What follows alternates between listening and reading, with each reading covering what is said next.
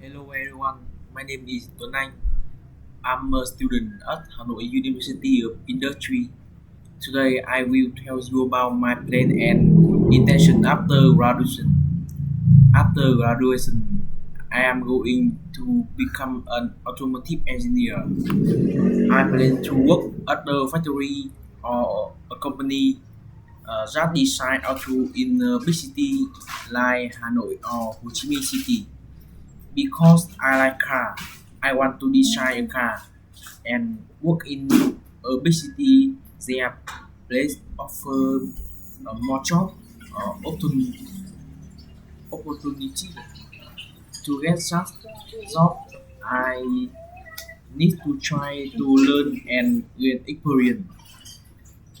In my personal life, I think we'll get married when I am around 28 to 30 years old, and I want to have 4 children in the future.